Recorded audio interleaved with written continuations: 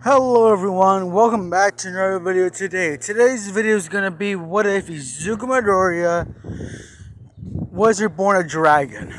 So yeah, this was a recommended what if, and I hope I make it really cool and all that for y'all. Oh god, let's do this, guys. So yeah, anyways, we had to start off before Izuku became a dragon. So yeah, and more before he became a something before Izuku was a dragon. So yeah, Izuku is in school as Bakugo is being the asshole he always was and always will be. So screw you. No. Screw the people that think Bakugo is kind, smart, and caring. He's not. He's an absolute asshole. I'm sorry. Oh god. I'm a bully. I'm a victim of bullying, and yeah, I just hate when people do this. You're no people that actually do that are technically no better than the school district saying that school district with the no whatever that rule is, the no policy rule. So yeah. Anyways, continuing on. I'm pretty sorry for all those who think Bakugo is that. I just don't like it when people do this to a bully. Make people. Sometimes I feel like a lot of the people who do watch my gotcha videos don't even watch the actual gotcha. Not the actual gotcha, the actual anime and manga. Anyways, continuing on, Izuku is just sad as Bakugo didn't just tells him to go kill himself and take a swan dive off of the roof. And before you guys, I'm gonna stop for you guys right here. Don't do this in real life, please. So yeah. Anyways, continuing on, Izuku runs. So yeah. Anyways, later on, Bakugo is walking out of school as Izuku jumps and lands splat right in front of him. Bakugo is just shocked, but he's in, and then he just kicks Izuku's dead body. Move out my way, dumb nerd. As he walks back home with his friends. So yeah. Continuing on. Izuku is reborn as a carp. Specifically known as the emerald carp, as his scales are literally made of emeralds. So yeah. People see him as a rare catch, except for a certain group of people.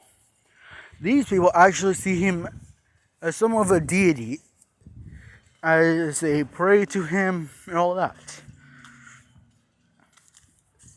They see him as basically good luck and a lot of other things. So yeah, Izuku is portrayed as basically that, a deity within a carp. So yeah. Anyways, continue on. One night, while in the little shrine that the people built for him, Izuku was taken out as people were trying to sell him or trying to sell him. So yeah. Izuku not wanting to get away from the people who are literally so kind to him, Izuku starts flopping all over.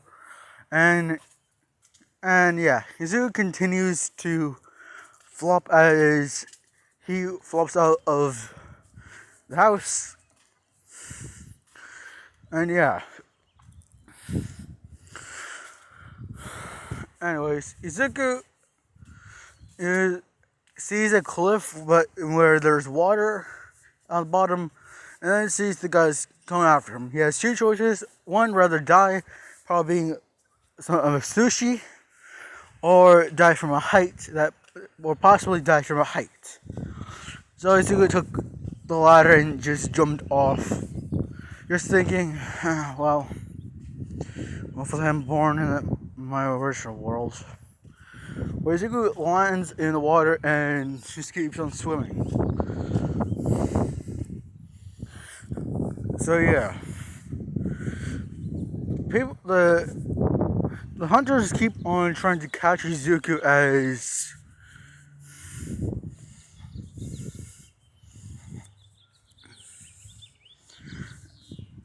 this is going on. Izuku jumps off of a cliff, a waterfall. So yeah.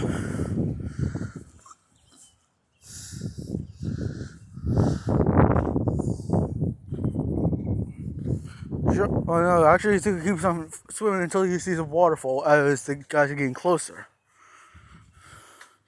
Izuku starts trying to jump onto the waterfall as he keeps on flopping around. Until Izuku has one final jump and lands. Izuku starts glowing as he just quickly swims back to the village. Izuku flops into the little pond that he was in. Izuku just sleeps there for a while as the chief of the village has everyone gather as they go to pray to their deity. So yeah.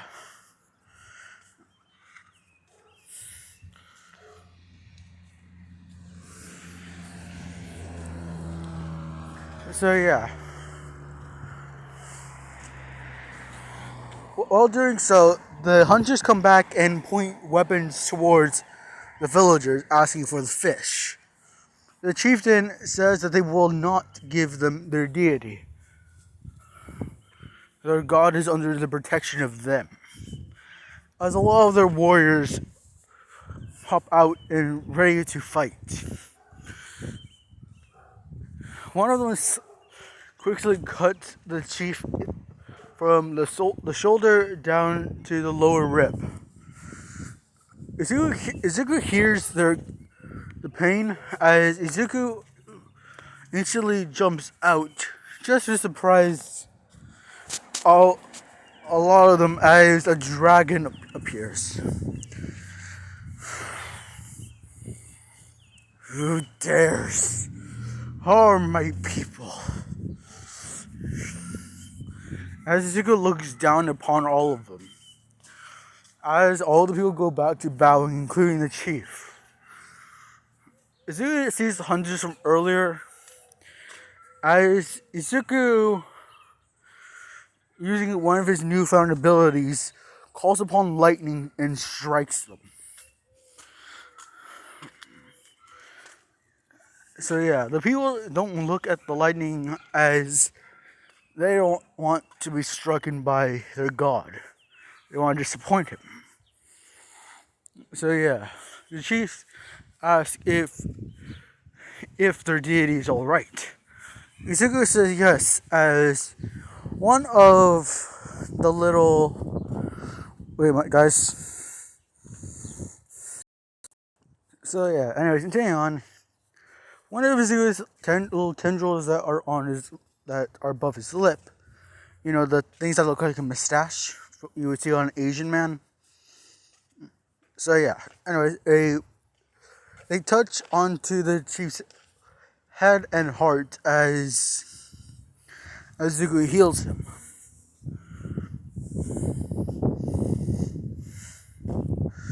So yeah, people are actually excited to see their deity at full power now. So yeah,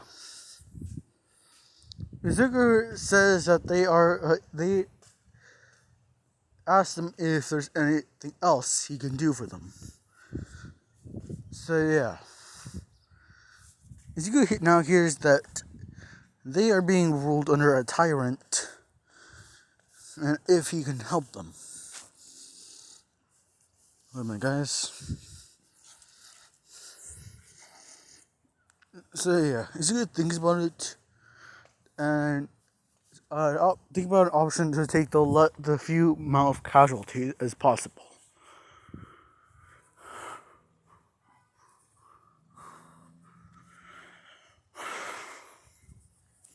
So Izuku says that he will not help, but he has a way for them to leave safely.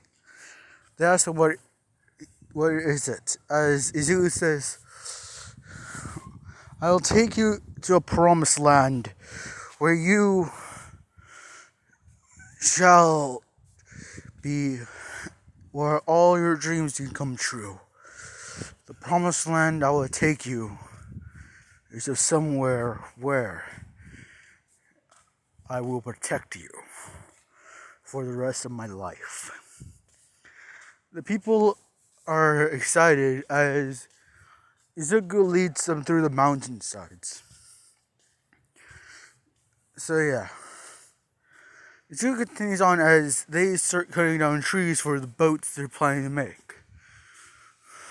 So yeah. Anyways, while they're continuing on while they're building boats, Izuku says he has to do something and he'll come back in a little bit. The chief acknowledges this and says it's okay. But when he does so, the emperor comes to them and threatens them to come back or be enslaved. The chieftain says that their deity will not allow this. So yeah, as the emperor smiles like a madman and says, "Your deity, you know, I always hated your people and thought maybe you should just die out. In fact, I think that's what I'm gonna do." As he holds a sword, as he's about to kill the chief, a dragon pops out of the water as he just says, "Who dares harm the people who I protect? Show yourself or let your people be judged."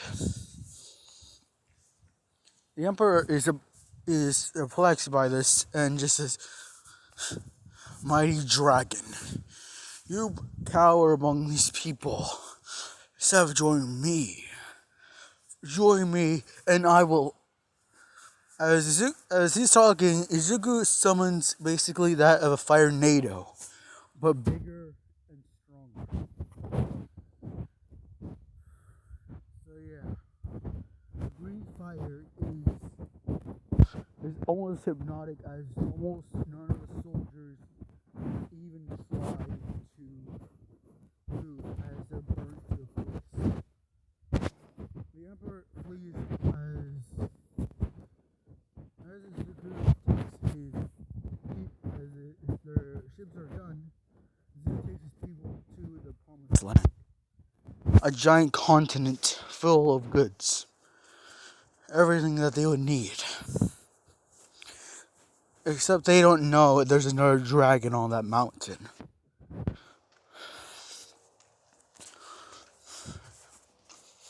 So yeah, Izuku, when they get there, Izuku helps them build their houses.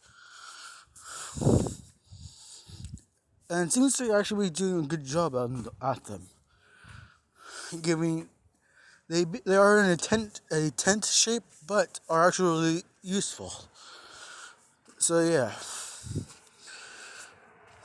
Izuku then assigns them to have the jobs, saying that they should start on metalworking.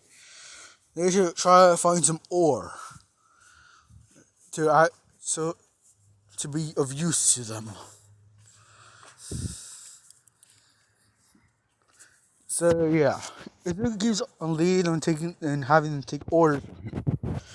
They don't really mind at all. He sees an all-powerful being that's willing to protect them with his life, and they turn a favor by doing whatever he says. Yeah, everything that he says. So yeah, continuing on, Izuku. So yeah, one day Izuku helps the people gather fruit and carries the fruit on his back and walking all four legs. Izuku sends his body out so they can carry more, as he carries it all back to the village. So yeah, Izuku sees that there's a giant, much bigger place made of wood. As they were gone for a while, Izuku was surprised by this. As the chief said, him. So yeah. Sorry about that, guys. So yeah, Izuku continues on with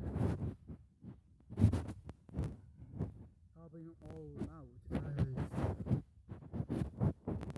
thinks it's good for them and that they will.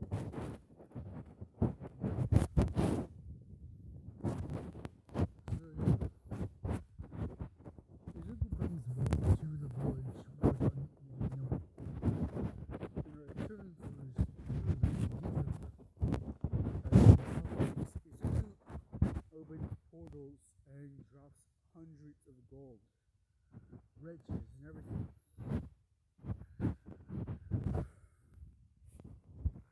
They start making their farms as they are now surprised by all of this. So yeah,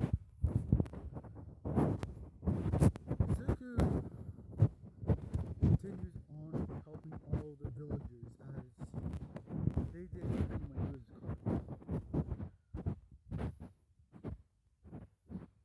Until an invasion happened as from different empires started to invade their land. So yeah, but they were quickly stopped by a dragon that guarded the land. So yeah,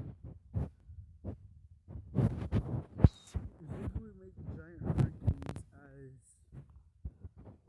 as Beal kept on coming. They tried to stop, but nothing would happen. So yeah.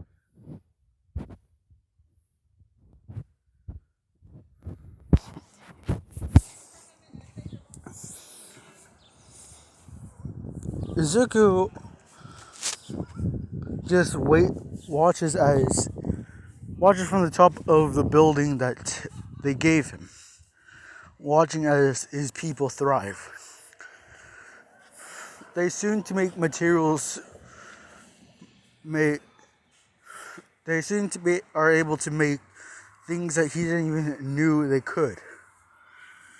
They started to make Greek fire as they wanted to make a weapon based on their deity's power. They started to advance themselves beyond Izuku's comprehension. So yeah. So basically, all the ancient things that we, even on modern day, cannot understand, the ancient inventions that are still standing and or gone, Izuku surprised by as they made it. So yeah, Izuku lets out a roar as the villagers see him being furious with them, as they dropped whatever they're doing, gently, of course. and just run to the shrine that they made, where Izuku comes out of the water as they start praying for their lives, saying, "My lord, we didn't mean to. We didn't mean to upset you, my lord. You did not upset me. You made me proud.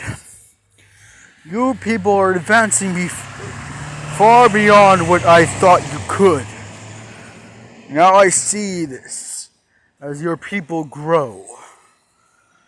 I will offer you 3 wishes." "My lord, are you sure?" "Yes. Thank you, my lord. I wish for that. I wish. I wish that we would have more land on the rock you gave us." "Granted." Izuku stomped his foot on the ground as the earth started the whole continent started to expand. Well, basically, guys, it was the same size as Australia as it started to expand, and it became almost the same. It became somewhat the same size as wait a minute, guys, as China, basically. Even though China's not a continent, so yeah. As they felt a rumbling from underneath, Izuku sees them happy, but decides to extend their wish and makes their continent basically as big as Eurasia. Izuku also give another wish that the chief asks for is that more animals are that they have to have more animals. Izuku grants them this wish and brings them all animals from his world, extinct or not extinct. So yeah. Izuku tells the chief as there will be backfires to this wish, and if he wants to make it more specific, the chief says no. We want to fight for you. We want to impress you, my lord. Your wish is granted. So yeah. What else do you want? What is your final wish? The chief asks if they can have a minute to think of a wish. And they do.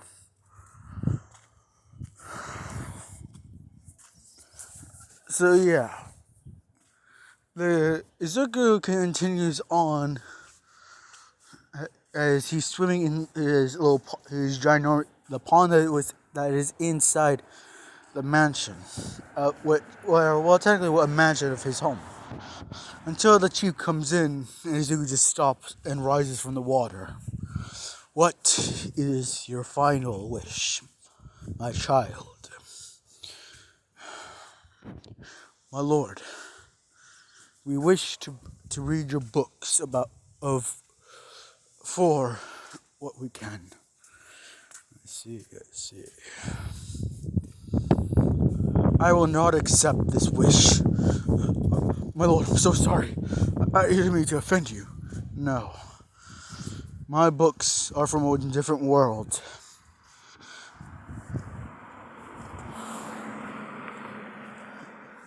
But the power within these books could be so strong that one of you might overthrow me. I'm sorry, my lord. Would never even dream of this. And I shall grant you a wish of my own. I grant you the wish that you would advance yourselves even further. Make this dragon proud, my child. The powers to Izuku as Izuku actually gives them powers. Izuku thinks back to the time when Izuku was underwater. Izuku was actually reading a book. You guys are wondering which book it was. It was that of the Avatar books. So yeah, well, if you're wondering, while dying, he actually brought a backpack that was actually made by his father. A father that had the ability to make anything endless. So yeah, Izuku started with a lot of books from the world. It was always stealing books from the library as well. So yeah, basically Izuku almost had every single book under the sun. So yeah, Izuku gave him the power of the four elements that he controlled, saying that this power will bring you make you more powerful.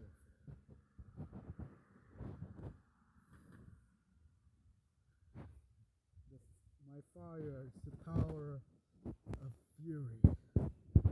Power represents power. Strong. Use it wisely. Help your people with the fire I give you. Yes, sir. The water.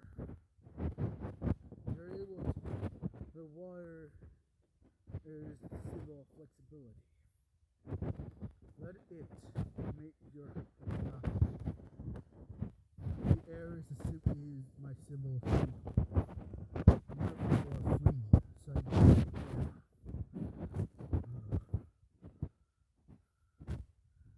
The earth is the symbol of a warrior.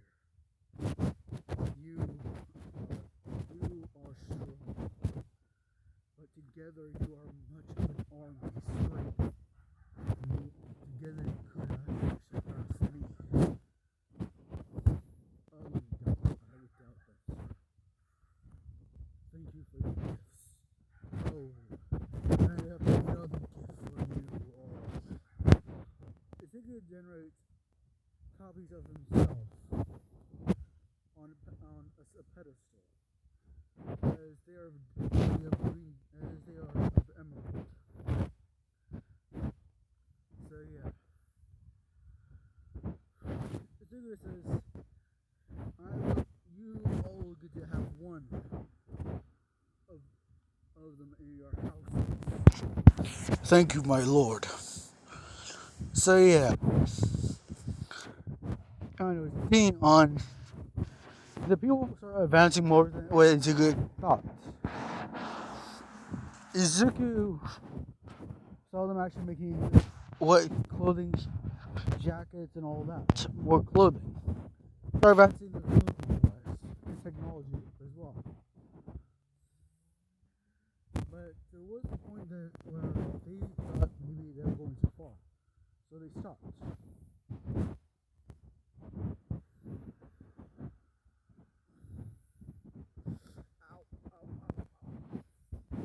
Sorry about it, guys. So yeah, moving on. The people. So yeah, one day the people were having fun until a soldier ambushes the village, thinking they're all weak.